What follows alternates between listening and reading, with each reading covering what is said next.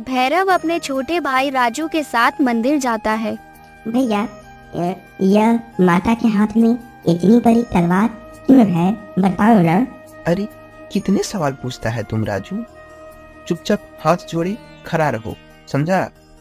अरे बेटा, अगर बेचारा कुछ पूछ रहा है तो उसका जवाब उसे मिलना चाहिए। बेटा, माँ के हाथ में यह जो तलवार देख रहे हो, ये न्याय का प्रतीक है। इसने कई दुष्टों का संहार किया है और माँ संसार की रक्षा के लिए इसका उपयोग करती है, समझे। यह सुनकर उसे बहुत खुशी होती है और राजू अपने भैया के साथ घर आ जाता है। भैया, मुझे भी दादा दादी के कमरे में जाने दिया करो ना।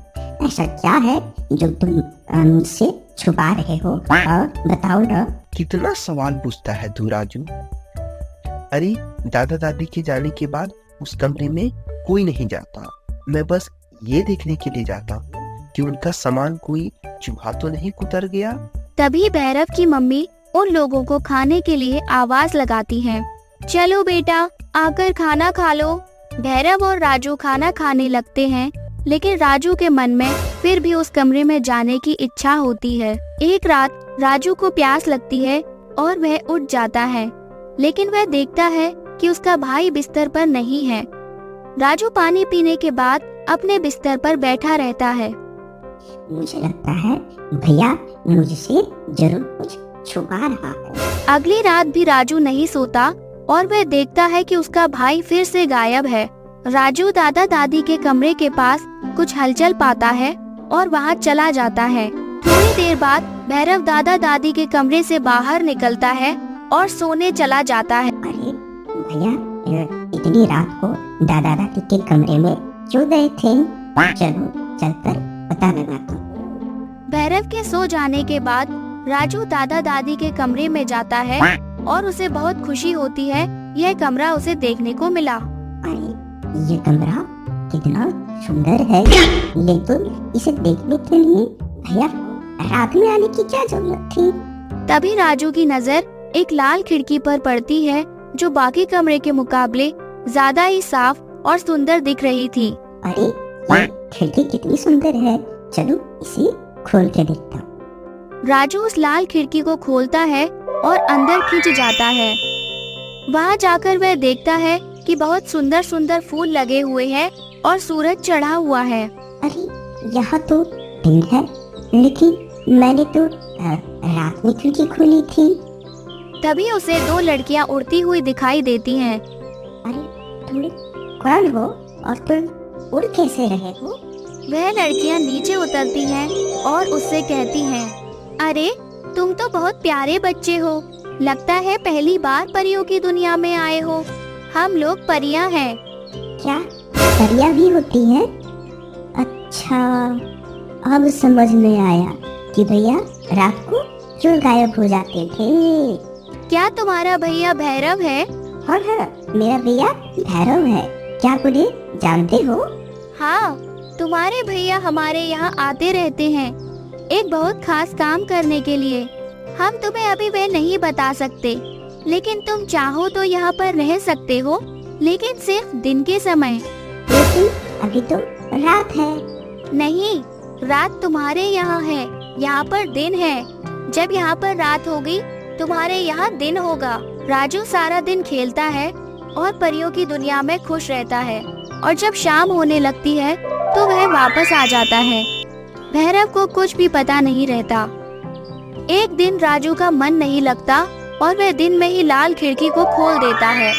राजू जाता है, उस समय रात होती है और वह परियों को आवाज लगाता है, लेकिन कोई नहीं सुनता। कोई तो मेरी बात सुनो, कहाँ गई मेरी सारी परी सहेलियाँ?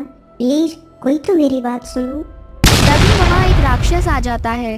हा हा हा हा हा, बच्चे, तुझे अब मुझसे कोई नहीं बचा सकता है।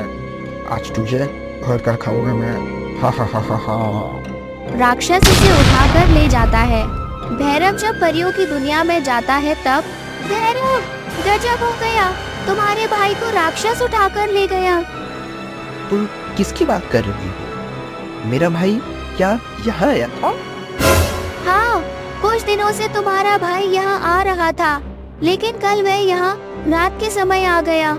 उसे हमने मना भी किया था कि रात के समय नहीं आने को, क्योंकि वह राक्षस सारी रात घूम घूम कर अपना शिकार ढूंढता है।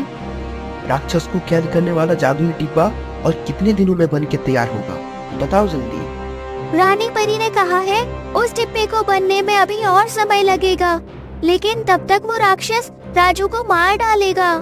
भैरव दुखी होकर बैठ जाता है। तभी एक छोटी परी रोने लगती है और उसकी माँ उसे संभाल लेती है। डरो मत बेटा, जब तक तुम्हारी माँ तुम्हारे साथ है तुम्हें कुछ भी नहीं हो सकता। तभी भैरव को याद आता है मंदिर में रखी हुई माता की तलवार के बारे में। भैरव वापस मंदिर जाता है और पुजारी जी से उस तलवार को मांगता है। बेटा, किसी नेक काम के लिए यदि तुम इस तलवार को ले जाते हो तो माता तेरी जरूर सहायता करेगी। भैरव पुजारी जी का आशीर्वाद लेकर माँ को प्रणाम करके परियों की दुनिया में चला जाता है। हा। अब मैं तुझे इस खौलती हुई कढ़ाई में डाल दूंगा और तेरा सूप बनाकर पी जाऊंगा। हा। मुझे छोड़ दो, प्लीज मुझे छोड़ दो भाई, क्या हुआ, प्लीज मुझे छोड़ दो। हा। अब तेरी मौत पक्की है बच्चे, अब तेरी मौत पक्की है। मौत तो तेरी पक्की है। छस तू कौन है? उन परियों के साथ मिलकर मुझे कैद करने आया है क्या? बताओ जरा। नहीं, कैद नहीं करूंगा, तुझे सीधे ऊपर पहुंचाऊंगा। हा।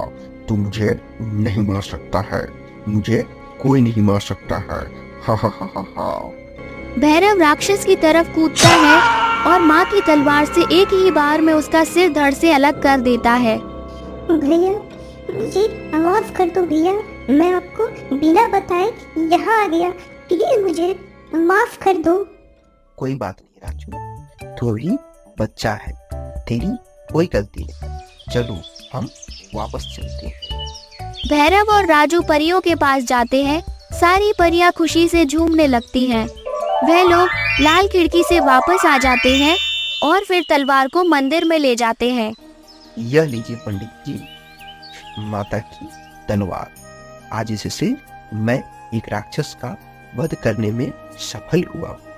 बेटा, तुम्हारा नाम भैरव है और माता ने तुम्हें ही इस काम के लिए चुना था।